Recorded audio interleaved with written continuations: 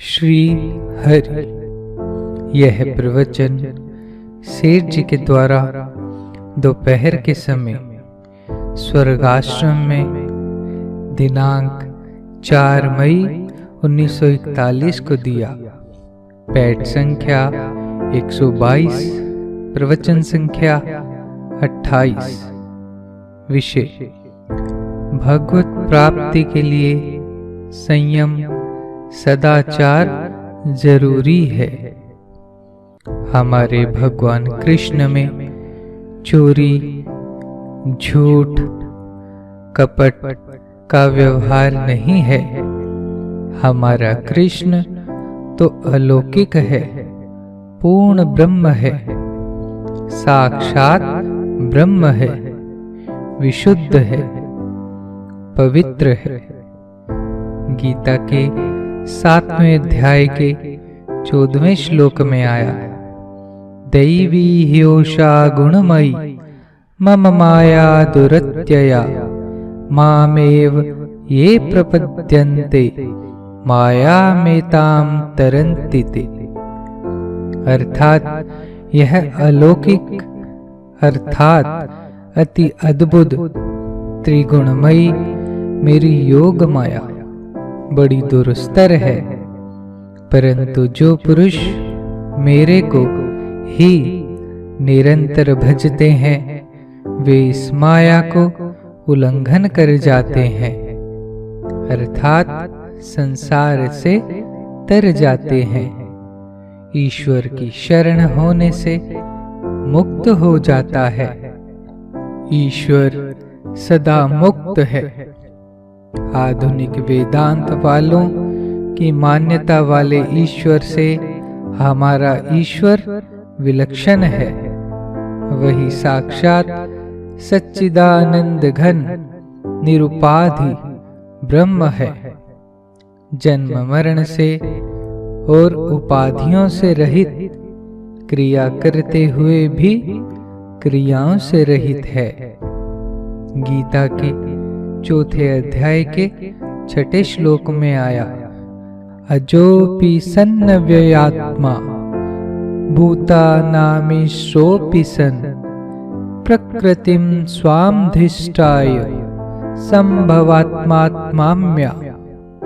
अर्थात मेरा जन्म प्रकृति मनुष्यों के सदृश नहीं है। मैं अविनाशी स्वरूप अजन्मा होने पर भी तथा सब भूत प्राणियों का ईश्वर होने पर भी अपनी प्रकृति को अधीन करके योग माया से प्रकट होता हूँ। ईश्वर उपाधि वाला नहीं है, माया के अधीन नहीं है। माया उसकी दासी है। वह सबका उद्धार कर सकता है। जीवन मुक्त सबका उद्धार नहीं कर सकता।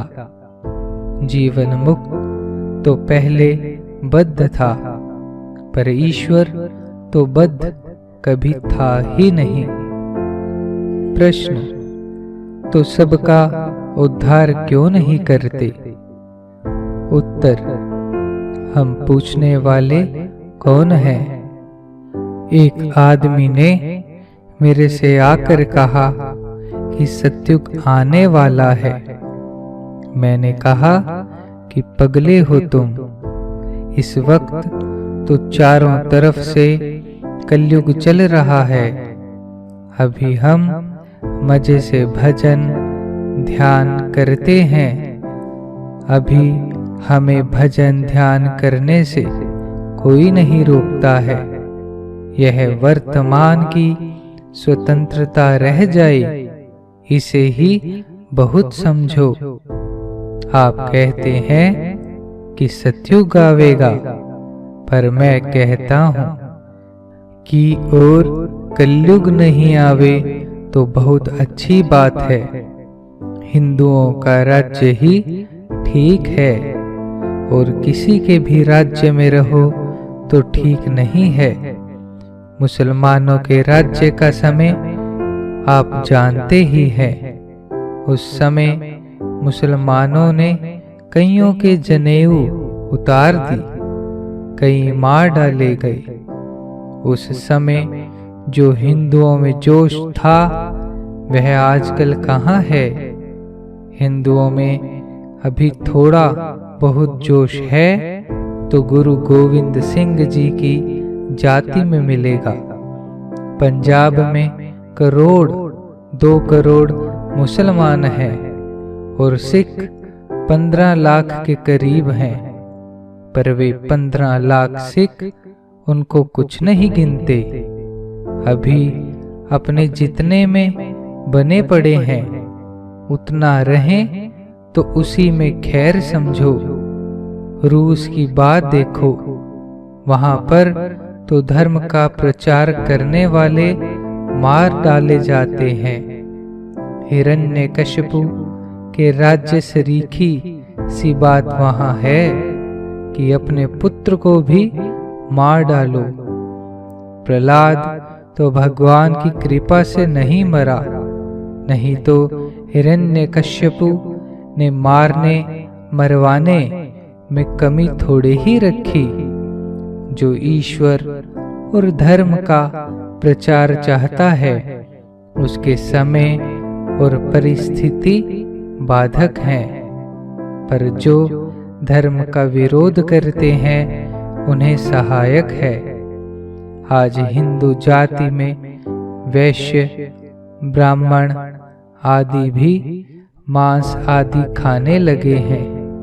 अंग्रेजों को पार्टी दी जाती है, उसमें जो मांस खाते हैं उसे मांस दिया जाता है और लड्डू पेड़े वालों को लड्डू पेड़े। धर्म के विरुद्ध प्रचार करने वालों को कलयुग मदद दे रहा है और लोगों का आराम का स्वभाव भी मदद दे रहा है। संयम के पालन में ही कठिनता है, संयम को तोड़ने में कठिनता नहीं है। भोजन में 2 ही चीज खानी, इसमें कठिनता है, और जो आवे वही खावे, इसमें क्या कठिनता आवे। इस वक्त नास्तिकता फैल रही है। खाओ पियो मौज करो, इसे सुनकर कायरता नहीं लानी। इसके लिए 100 आदमी तैयार हो जावे जो मौत से भी नहीं डरे और तन मन धन सबकी भेंट चढ़ा दे, तो दूसरी तरफ लाख आदमी भी हों तो कोई बात नहीं। मेरी चले तो कलयुग का नाम निशान नहीं रहने दे। उधर लाख हों और अपने 100 शूरवीर हों तो सबको हटा दें। अर्जुन और भीम कैसे वीर थे कि उनके जोश से कायर भी जूझने लगते थे। फिर कलयुग की क्या मजाल कि हिंदुस्तान में आ सके। हिंदुस्तान छोड़कर बहुत जगह है, वहां वह अपना आसन जमावे। आज के समय में 100 घरों में 5-4 घर भले ही ऐसे निकले जहां लड़ाई नहीं होती हो, 5-4 घर भी नहीं निकलेंगे। एक स्त्री निश्चय कर ले तो 10-10 घर सुधार दे। सब सह ले, रुपयों का त्याग कर दे, मारे तो मार भी खा ले। जिनको सुधारना है वे अपना स्वभाव नहीं छोड़े और सुधारने वाला भी अपना स्वभाव नहीं छोड़े, तो फिर सुधारने वाले की विजय है। एक आदमी तालाब में स्नान कर रहा था। उस तालाब में एक बिच्छू था। उसने उस बिच्छू को निकालने के लिए प्रयास किया तो उस बिच्छू ने डंक मारा तो वह हाथ से छूट गया। उसे बाहर निकालने के लिए उस आदमी ने कई बार प्रयास किया पर वह बार बार डंक मारता।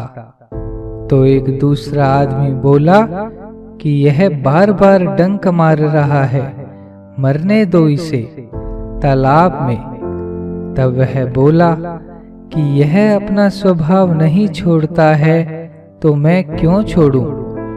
देखते हैं कौन हारता है। स्त्री धार ले कि किसी तरह से भी घर का सुधार करना है तो 10 घर को सुधार दे। धन सेवा आदि से जिस तरह से सुधार हो वही उपाय करे।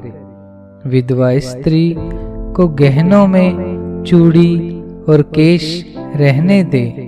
शास्त्र में तो गहने की और केश रखने की तथा रंगीन कपड़ों की मनाही है। ऐसी स्त्री साधु पुरुष की तरह दर्शनीय है। घर के काम धंधे का त्याग नहीं करे, वह तो सेवा है, भजन में सहायक है। एक स्त्री 100 की सेवा करे, उसकी एक एक माला भी मिलेगी तो 100 माला हो जाएगी। मालिक के चाहे घाटा लगे या नफा हो, सेवक के तो फायदा ही है। अतः स्त्रियों को भजन छोड़कर भी सेवा करनी चाहिए। स्वार्थ रहित सेवा करें, भोग आलस्य का त्याग कर दें। घर में जो बड़े हैं उनके पास रहकर उनका कहना करें। भजन ध्यान करने से कोई रोके तो अपने मन में ही भजन ध्यान करें। मन में भजन ध्यान करने से कोई रोक नहीं सकता। इस विषय में तो उनका रोकने का अधिकार नहीं है, यानी रोक ही नहीं सकते। पर हाँ, स्त्री को कहीं अकेली फिरने से घर वाले मना करे तो कहीं भी स्वतंत्र होकर नहीं फिरे। सो स्त्री यदि स्वतंत्र होकर फिरेंगी तो 50 क्या 75 में आचरण दोष मिलेगा। भजन ध्यान वैराग्य इस विषय में अगर कोई मना करे तो नहीं माने, चाहे जो कहे। घर वालों की सलाह, सेवा और घर, इन 3 का त्याग नहीं करें। इसका त्याग करने वाली स्त्री भ्रष्ट हो जाती है। जितनी प्रकार की शौकीनाई है उसका तो त्याग करना ही चाहिए। यदि घर वाले विधवा स्त्री को बढ़िया कपड़े और गहने पहनाते हैं तो उसे वेश्या बनाते हैं। आगे चलकर वह बिगड़ेगी तो किसी का कहना भी नहीं मानेगी। घर में शौकीनाई आदि का प्रचार करना तो नरक तक की स्पेशल ट्रेन तैयार करना है। जो माता पिता अपनी लड़की को खूब खाने पीने को, पहनने को कहेंगे, मौज करने को कहेंगे, तो वह आगे वाली मौज यानी व्याभिचार में भी नहीं अटकेगी, फिर संभलेगी नहीं। घर वाले पात्र नहीं हो तो गुप्त भजन करें। ऐसे घर वालों की खबर तो यमराज के यहाँ ली जाएगी। जो भजन करने वाले को भजन करने में बाधा डालते हैं, कोई भी ईश्वर की भक्ति में बाधा डालता है तो उसे 3 लोक में कहीं ठोर नहीं है। स्त्री को घर और सेवा यह त्यागने की जरूरत नहीं है। मनु जी महाराज ने कहा है कि स्त्री यदि स्वतंत्र हो जाती है तो बिगड़ जाती है। लेखनी, स्त्री, पुस्तक, यह तीनों चीजें दूसरे हाथ में गई तो वह नष्ट हो गई। यह समझ लो, यह चाणक्य की बात है। नारायण नारायण नारायण श्रीमन नारायण नारायण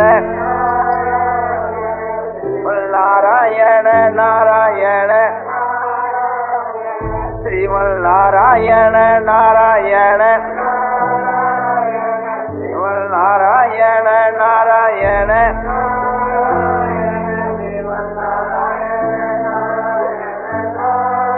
आनंदमय आनंदमय आनंदमय आनंदमय पूर्णानंद पूर्णानंद अपारानंद शांतानंद घनानंद अचलानंद ध्रुवानंद नित्यानंद बोधस्वरूपानंद ज्ञानस्वरूपानंद आनंदी आनंद आनंदी आनंद आनंदी आनंद शांति शांति शांति।